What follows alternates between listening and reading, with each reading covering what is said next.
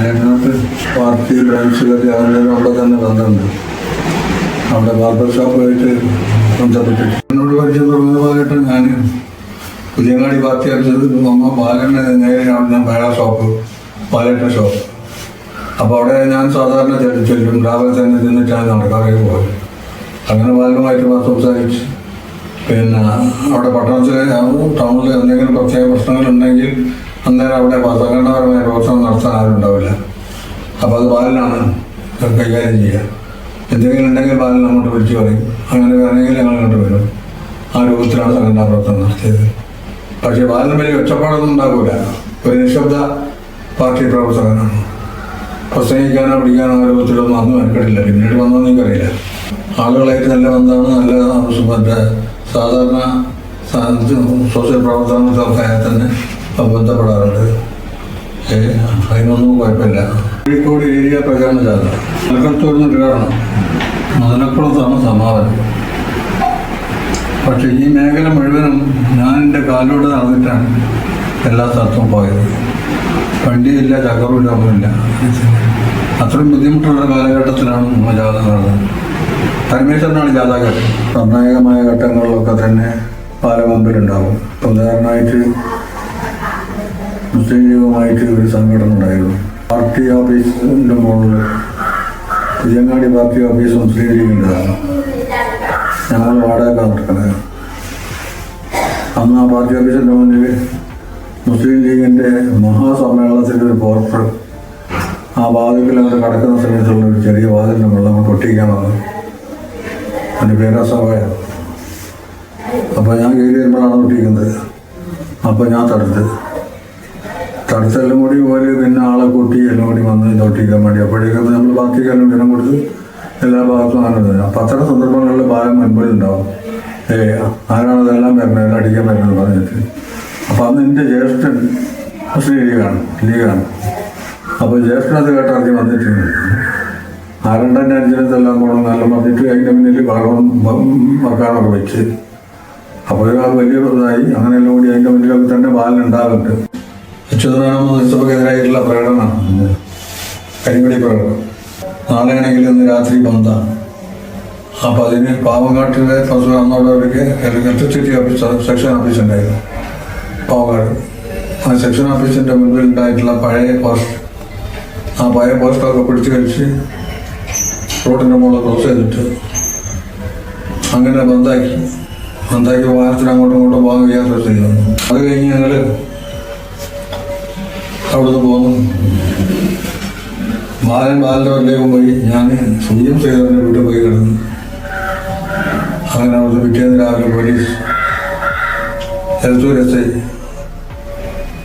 അബ്ദുള്ള കുഞ്ഞി വന്നു. പോലീസ് സ്റ്റേഷനിലേക്ക് വരാൻ പറഞ്ഞു. ഇവിടെ ബാലനെ വെച്ചു. ഞാൻ പറഞ്ഞു ബാലിന് എവിടെയെന്ന് എനിക്കറിയില്ല. അതെല്ലാം പറഞ്ഞു. ബാലിനെ കൂട്ടി കൊടുത്തു. അങ്ങനെ പിന്നെ ബാലിനേക്ക് ബന്ധപ്പെട്ടിട്ടുള്ള ഒരു സാധാരണ പ്രവർത്തനത്തിലൊക്കെ തന്നെ ബാലനുണ്ടാവാറുണ്ട്. ഇവിടെ തന്നെ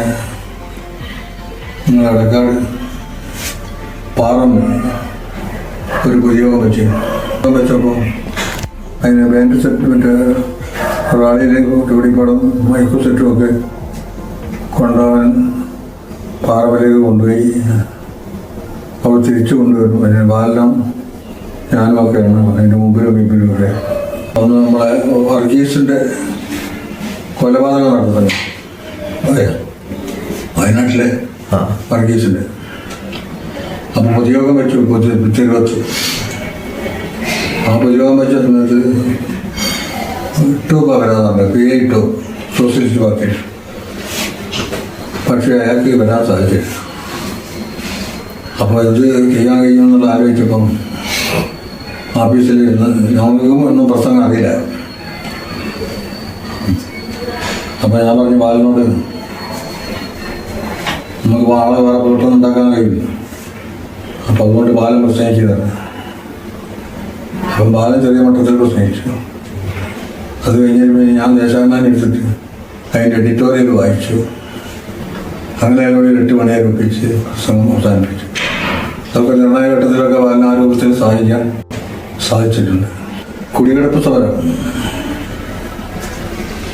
സമരം ഗേറ്റിൻ്റെ അപ്പുറത്ത് ഒരു ഗോപാലേട്ടനുണ്ടായിരുന്നു, തിരുവത്തെ ഗേറ്റിൻ്റെ അപ്പുറത്ത്. ആ തേങ്ങാ കല്ലിൻ്റെ നേരെ മുമ്പിൽ ഇപ്പം ഉണ്ടോയെന്ന് എനിക്കറിയാം. അയാളെ വീട് അയാൾ കെട്ടിക്കൊടുക്കുന്നില്ല, ഇവിടെ കെട്ടിക്കൊടുക്കുന്നില്ല. ആ സമയത്ത് നമ്മൾ 2 ദിവസമായിട്ട് വല സംഘടിപ്പിച്ച് 2 നാളെ വര കെട്ടാനും ഏൽപ്പിച്ചു. അങ്ങനെ എവിടെയെങ്കിലും വല സംഘടിപ്പിക്കാനും പിടിക്കാനും ഒക്കെ വലുണ്ടായിരുന്നു. കെട്ടി തീരാൻ എലത്തൂർ പോലീസ് വന്നു. പെട്ടെന്ന് പറ്റില്ല എന്നാലും പറഞ്ഞിട്ട്. അപ്പോൾ ഞാൻ പറഞ്ഞു വാലിനോട് ചെന്ന് പോയിട്ട് സംസാരിച്ചുകൊണ്ട് അങ്ങോട്ട് പോയിക്കുക. അപ്പോൾ ഇത് കെട്ടി മിമിക്കും എന്ന് പറഞ്ഞ് ഞാൻ സംസാരിച്ച് അങ്ങോട്ട് എത്തിയപ്പോൾ തന്നെ നമ്മളത് കെട്ടി താഴെ ഇറങ്ങി. അതിന് ശേഷം ഒരു കേസ് ചാർജ് ചെയ്തിരുന്നു, വാലിൻ്റെ പേരിലും എൻ്റെ പേരിലും. ശരി, അത് ഞങ്ങൾ അയാൾ വിളിച്ച് ഞങ്ങൾ അങ്ങനെ സോൾവ് ചെയ്ത് ഇതായിട്ടുണ്ട്.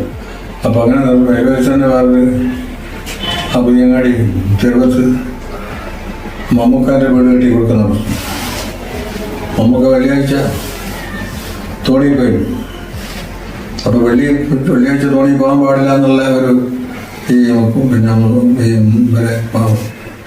വേറെ സംഘടനയുടെ ഒരു തീരുമാനമുണ്ട്. ഈ തോണി പോണ ആൾക്കാരുടെ ആ തീരുമാനം മമ്മൂ ലംഘിച്ചു എന്ന് പറഞ്ഞാൽ. അപ്പോൾ എനിക്ക് പിറ്റേന്ന് മുതൽ പുര കെട്ടാൻ തുടങ്ങിയില്ല എന്ന് പറഞ്ഞു. അങ്ങനെയാണ് പുര കെട്ടി കുറച്ച് ഞങ്ങൾ. അന്നേരം ബാലനും പരമേശ്വരനും ഒക്കെ തന്നെ ആ കൂട്ടത്തിലുണ്ടായിരുന്നു. പരമേശ്വരൻ്റെ കയ്യിൽ ചെറിയ കത്തിണ്ടായിരുന്നു. അപ്പം അത് വെച്ചുകൊണ്ടാരോ കണ്ടിട്ട് എൻ്റെ പേരിലും ബാലിൻ്റെ പേരിലും കേസ് കൊടുത്തിരുന്നു. അതൊക്കെ ബാലൻ മുൻപ് ഉണ്ടായിരുന്നു. ഇത്തരം കാര്യത്തിലൊക്കെ തന്നെ 1962 പാർട്ടി മെമ്പർഷിപ്പ് വന്നത്. 62 വന്ന് ആദ്യം കുറേ അനുഭവം ഹരികൃഷ്ണനായിരുന്നു അവിടെ പാർട്ടി ബ്രാഞ്ച് സെക്രട്ടറിയായിട്ട് തിരഞ്ഞെടുത്തത്. ഹരികൃഷ്ണൻ ആക്റ്റീവല്ല. അപ്പം പിന്നെ ആ സ്ഥാനത്ത് ഞാൻ ഓട്ടോമാറ്റിക്കലായിട്ട് സെക്രട്ടറി ആയിട്ട് വർക്ക് ചെയ്തു. എനിക്കൊന്നും അവിടെ ഷോപ്പുണ്ട് നടക്കാതെ ഷോപ്പും ക്രെഡിറ്റ് സ്ഥാനം ഒന്നിച്ച് കൊണ്ടുപോയി. വൈകുന്നേരം ആകുമ്പോൾ പാർട്ടി ഓഫീസിലേക്ക് പുതിയങ്ങാടി ചെല്ലും. ഒരു 8 മണിയാകുമ്പോൾ അവിടെ നിന്ന് ഇറങ്ങിപ്പോന്ന് വീട്ടിലേക്കും വരും. അതിനുശേഷം അവിടുന്ന് സിറ്റി കമ്മിറ്റി പറയും.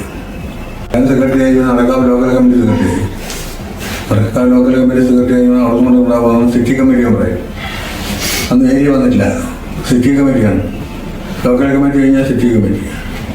ഇപ്പോൾ പട്ടണങ്ങളുണ്ട്. മറ്റു സ്ഥലത്ത് പിന്നെയാണ് അടിയന്തരാവസ്ഥ ഉള്ളിലാണ് ഏരിയ കമ്മിറ്റികളായി മാറ്റിയത്. പിന്നെ അടിയന്തരാവസ്ഥ വന്നു. അടിയന്തരാവസ്ഥയിൽ ഏരിയ കമ്മിറ്റി പറയാൻ തിരഞ്ഞെടുത്തു. അന്നുകൊണ്ട് ഏരിയ കുഞ്ഞിക്കുന്ന ആളാണ് പങ്കെടുത്തത് അന്നത്തെ കമ്മിറ്റി ഭാഗത്ത്. അവിടുന്ന് പിന്നെ ഏരിയ കമ്മിറ്റി ആയപ്പം പ്രവർത്തന മേഖല ഒന്നുകൂടി വിപുലീകരിച്ചു. തലക്കടത്തൂർ പഞ്ചായത്ത്, വളത്തൂർ പഞ്ചായത്ത്, വളവണ്ണ പഞ്ചായത്ത്, ഈ 3 പഞ്ചായത്തും കൂടി കോഴിക്കോട് കോർപ്പറേഷനിൽ കൂട്ടി. അപ്പോൾ 50 ഡിവിഷനും 3 പഞ്ചായത്തും ഉൾപ്പെട്ടതാണ് കോഴിക്കോട് ഏരിയ കമ്മിറ്റി. അങ്ങേപ്പുറം മീഞ്ചന്ത, അങ്ങേപ്പുറം എലത്തൂർ കമ്മിറ്റിയായിട്ടുണ്ട്. ആ ഭാരിച്ചായ പ്രവർത്തനമാണെങ്കിലും കേന്ദ്രീകരിച്ച് വർക്ക് ചെയ്യാൻ പുറപ്പെട്ടത് പിന്നെ തലക്കടത്തൂരൊന്നും സംഘടനാ പ്രവർത്തനം ഇല്ലായിരുന്നു. അന്ന് നമ്മളെ കൂട്ടിക്കൊണ്ടതിൻ്റെ അവിടെ ആക്കി സംസ്കൃത പ്രവർത്തനമൊക്കെ സംഘടിപ്പിക്കുന്നത്. അങ്ങനെ തലക്കടത്തൂർ പഞ്ചായത്തിൻ്റെ ഫുൾ ചാർജ് തന്ന് അങ്ങനെയാണ്. ഞാൻ അവിടെ അന്ന് സംഘടിപ്പിച്ച രൂപത്തിൽ കൂടിയുള്ള സംഘടനയാണ് ഇന്ന് അവിടെ മുൻപന്തിയിൽ വന്ന് ഏറ്റവും ഉയർന്ന രൂപത്തിൽ കൂടിയുള്ള പഞ്ചായത്ത് തിരഞ്ഞെടുപ്പിലും അസംബ്ലി തിരഞ്ഞെടുപ്പിലും ഒക്കെ തന്നെ വിജയിക്കുന്നു. ആ സംഘടനാ ഫോമിൽ അവിടെ മാറ്റം വന്നില്ല, അങ്ങനെ തന്നെയാണ് പോകുന്നത്. 80 ആയപ്പോഴേക്കും ഞാൻ ഫുൾ ടൈം പ്രവർത്തനം നടത്തി. 13ാം പാർട്ടി കോൺഗ്രസ് പാർട്ടി ജില്ലാ കമ്മിറ്റി എന്നോട് എനിക്ക് ബ്ലഡ് കമ്മിറ്റി ആയിരുന്നു. 2 സമരം നടത്തിയിരുന്നു. ഒന്ന് സാഗർ ഹോട്ടൽ സമരം മുംബൈയിലാണെന്ന് പറഞ്ഞത്. ഒന്ന് എറണാകുളം ടെക്സ്റ്റൈൽ സമരം. ഈ 2 തൊഴിലാളി സമരത്തിൽ നിന്ന് വേറെയില്ലാത്ത പുസ്തകം ഓട്ടത്തിൽ അയാളെ പുസ്തകം യോഗം ചെയ്ത് അങ്ങനെ ഒരു ദിവസം യോഗം ചേർന്നപ്പോൾ ബ്ലഡ് വായിന്ന് പുറത്തേക്ക് കയറി. അങ്ങനെ ന്യൂട്ടലിൽ പോയി ഇതെല്ലാം ക്ലിയറാക്കി അവിടുന്ന് ഇവിടെ സിറ്റി ആശുപത്രിയിലും പിറ്റേന്ന് മെഡിക്കൽ കോളേജിലും പിന്നീട് പാർട്ടി തീരുമാനിച്ച് മുദ്രാശയമായിട്ട് ചികിത്സ നടത്താൻ. ബാലേട്ടൻ അവസാനമായി ബന്ധപ്പെട്ട് കൃത്യമായിട്ട് ഓർമ്മയില്ല.